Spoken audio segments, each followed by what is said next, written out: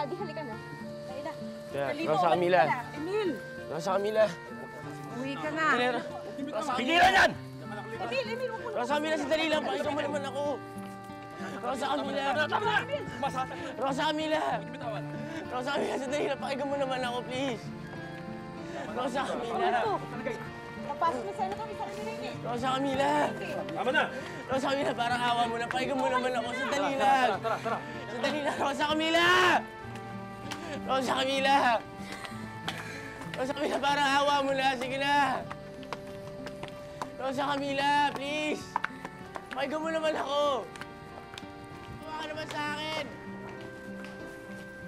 Rosa Camila, please, pakinggan mo naman ako. Sandali lang. Rosa Camila. Rosa Camila! Rosa Camila, sandali lang, Sa please. loob ang Makinig tigas ka ng naman loob sa mo. akin. Nandito. Rosa Camila! Iyak-iyak ka. Tama na yan.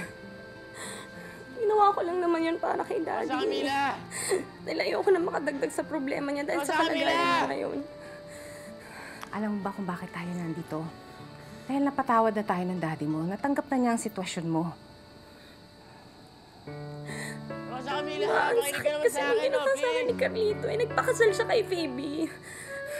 Anak, Rosa Camila! ang pag-ibig hindi gantihan. Hindi yun ganon. Pero gusto kong malaman mo kung ano man ang gagawin Rosa mo sa Camila! bata yan. Hindi mo na kailangan maghanap. Nandito kami ng daddy mo. Ha? Rosa Camila! Nalulungkot ka. Eh bakit kasi hindi ka pa sumama sa Hong Kong eh? Ayaw niya po eh. Anong ayaw niya? Ay, hindi, Lola. Ayoko po. Kasi right after the marriage, parang gusto ko munang magpahinga. Ano? What's this I'm hearing? Napakaaga naman yata at napakabilis na bibigyan ako ni Carlito ng apo. Ganun ba? For all you know, Lola, baka malapit na yun matuloy yun. Phoebe? Oh, I'm ready now. Yung pinag-usapan natin, ha? Ano? Anong pinag-usapan niyo? Lola, paano po ba yung process ng annulment? What a question. Bakit? Sino magpapaanal? Yung friend po namin, Lola, they're getting one. Well, you tell your friend, napakahirap niyan. Raming proseso. Tell her to forget about it. I will. Ay na.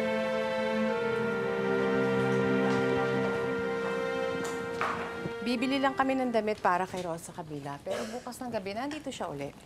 Sige. Emil po, Senator. Emil. Mag-iingat ka sa pagmamaneho. Opo, Senator. Leandro, kailan ka magpapagamot?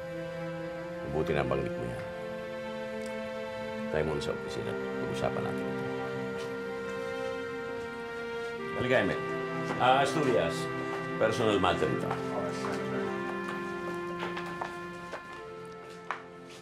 Nako, pag nag-usap yan, tatlong yan, problema. Nagpa-schedule ako magpa-check up sa darating na linggo. Ay, salamat. This is getting worse. Tumatanda na si Paloma. Gusto ko naman makita natin ang apo natin dito kay Rosa Camila. Ibig po bang sabihin yan, hindi na kayo galit sa akin? Oh, Rosa Camila, a child is a gift from God. Kaya nga ako nagkaroon ng 3 pamilya dahil kahit kailan ay hindi ko tinalikuran ang maging mga anak ko.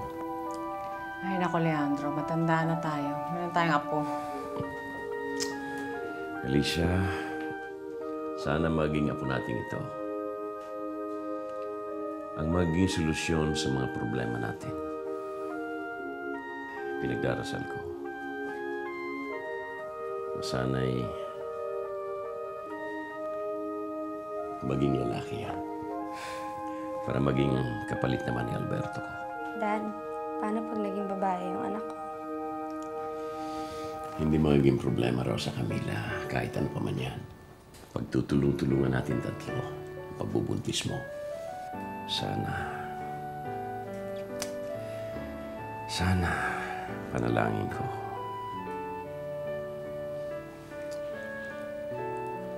Yan ang gusto kong maging kapalit ko. Taglay niya ang pangalang Montemayor. This is taking so long. Akala ko naman 1 month was enough para sa refurbishing. Ernestina, you requested for more renovations, remember? Eh, yung paglagay lang ng carpet sa buong barko, hirap na yung mga tao eh. We can't rush things. So, are we going to make it to the deadline? Barely. Oh, gee. Siguro kailangan ko lang pumunta ng Singapore para ako na lang ang mag-supervise, no? Hi, guys. Oh, hey. Oh. Lucinda's not gonna make it to work today, so what can I do for you? Oh, I sent her a memo regarding the photo coverage of the Montemayor Princess Luxury Liner launch. Eh, sabi ko sana kung pwede i-delay mga after 1 month pa. Wala pa kasi dito yung barko. It's still in Singapore. Okay. Timbrihan niyo lang kami. Yeah. Okay? Ay, bilisan. Anong sakit ni Lucinda? Wala siguro. Probably on her second honeymoon. Second? I thought that was her third. Third? Yeah, what do you call yours? Alam mo, ikaw lang nakilala kong babaeng nagkakasakit pag inofera ng kasal. Well, about that, Tom, I really feel na... You asked for it, you got it. Bakit? Are you backing out? No, it's just that I feel I have to have more time. Charina, yes or no lang yan. Or do I expect another dinner from your other daughter? What do you mean? Okay. I'll just play dumb and generous.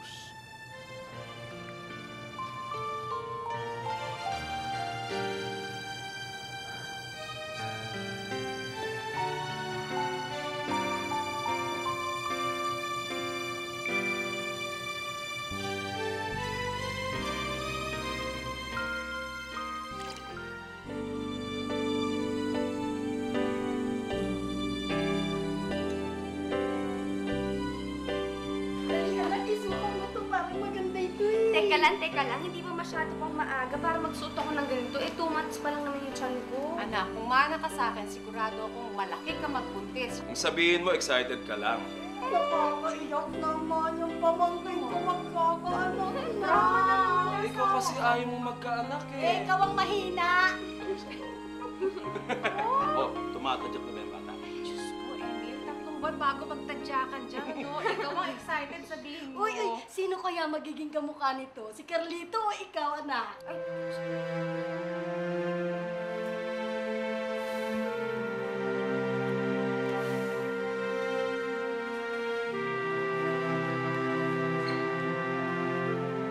Tulita?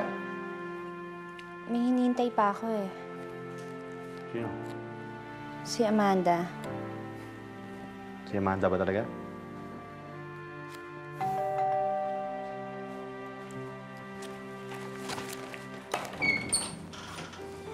Magandang gabi. Si Amanda nga. Lucinda?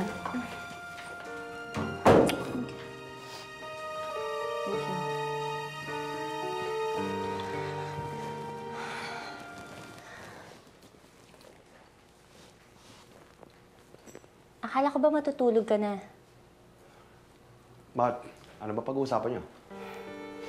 Usapang babae. Usapang magkapatid. Okay lang? Sorry, Amanda.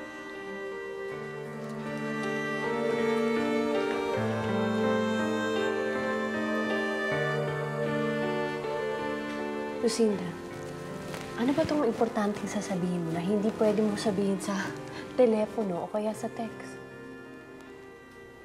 Amanda, buntis yata ako.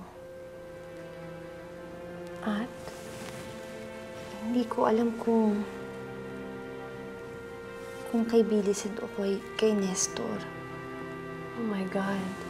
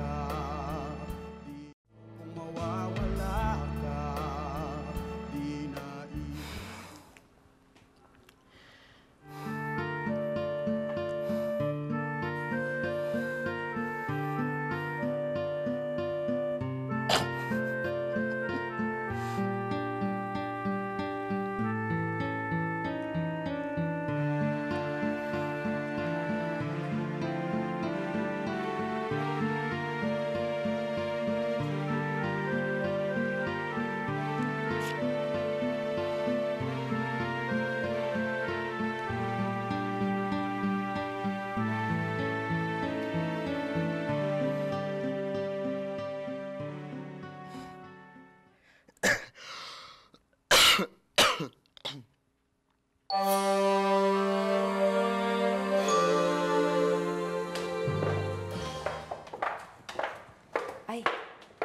naku ha. Mag-ingat ka dyan doon sa abortionist. Ano sinabi mo?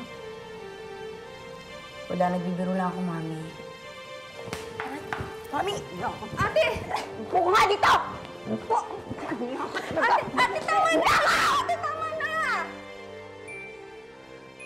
Lahat ng pamabastos mo sa akin, tiniis ko hanggat kaya ko. Pero sumobra ka na. Huwag mo na akong pagsasalita ng mas masakit pa dyan. Dahil mas masakit pa dyan ang ibibigay ko sa'yo. Kung ayaw mo o respetuhin, hindi rin kita bibigyan ng awa! Ate!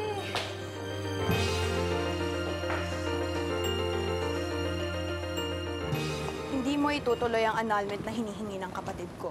Kahit na anong mangyari. Naintindihan mo ba ako, Phoebe? Ano ka ba? Ako, tumutulong ako ngayon kay Lola Romina, okay? Para mag-build up yung kaso nung ama nung Rosa Camila na yon. I'm sure makakatulong yun. Makakadagdag yun sa galit niya para sa kapatid ko. Pero, Wada, napapagod na ako. Teka, don't tell me, give up mo na lang ng ganun-ganun lang? Hindi pwede.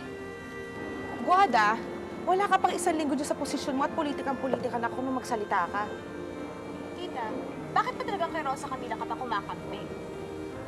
Sa tama lang naman ako, Guada. Ako ang kasal. Ako ang tama. Ay, nako, Phoebe. Nang agaw ka ng hindi sa'yo. At ikaw naman, Guada, yan ba ang pinaglalaban mo? Kung naririnig niyo lang ang sarili ninyo, siyak naman didiri rin kayong katulad ko. Isusumbong ka kay Lola. Ay, nako, Guada. Wala ka nang pinagkaiba sa pamilyang kinamumuhian mo. Seryoso.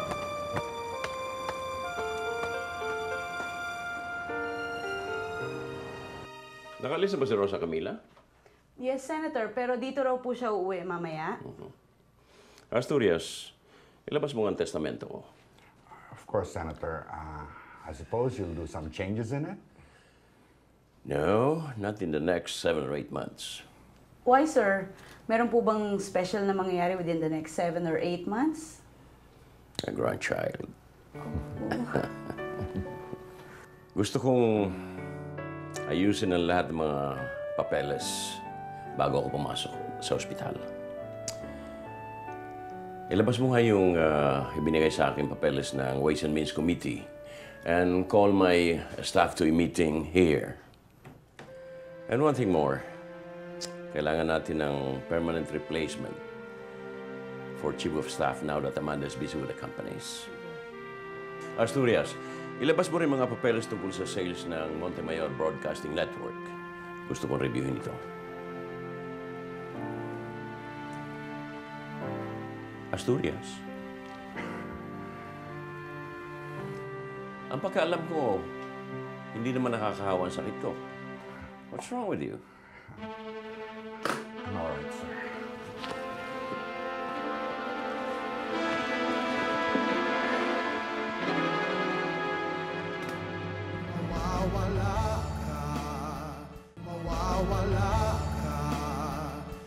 Yes. Oo. Yeah, naano ko na pati yung mga photographers at saka interviewers na mayroon tayong postponement sa coverage. Kaya papasok. Miss na kita eh. Ba't nandito ka? Teka lang kasama mo na ito. Nestor, partner ko si Lucinda. At narito lahat ng files na kailangan ko para sa kumpanya. Siya kausap ko ngayon. Anything else? Oh, sabihin ka ba sa mo? Okay. Sige. Bye.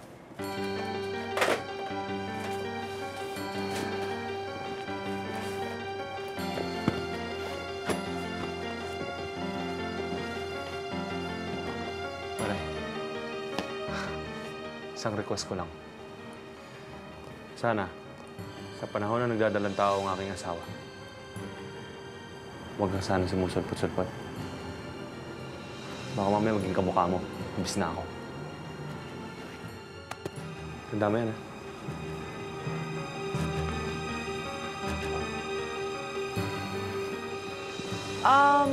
So what is this for? I'm sure it's not about Tita Charina kasi baka malamang sinabi niya na sa inyo kung ano nangyari sa amin last week. Well, let's talk about common interest. Common interest. Meron po bang ganon between the Montemayor and the Loxins? Wala ba? Alam ko, masama ang loob mo sa second family ni Senator Montemayor.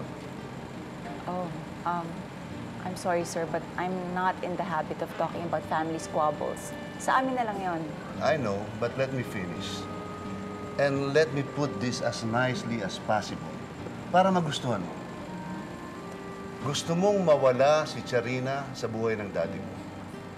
Gusto kong makuha si Charina sa daddy mo. That is our common interest. Now I'm listening. Ngayon, dapat magtulugan tayong dalawa so we can achieve our common goal. I'd like to order a bottle of champagne. Treat ng unang pamilya ng Montemayor. Waiter! Hindi ako sanay ng tahimik, gentleman. Mas kinakabahan ako. Ano ang ibig ninyo sabihin, Atty.? Ano na ba nangyari sa initial investigation ninyo? Sa chismis na gumagalang multo ni Alberto. Puro blanco ang lead namin, Atty. Eh, di ba marami rin namang lead na ganyan? Marami pong usapang misteryong Lisandro.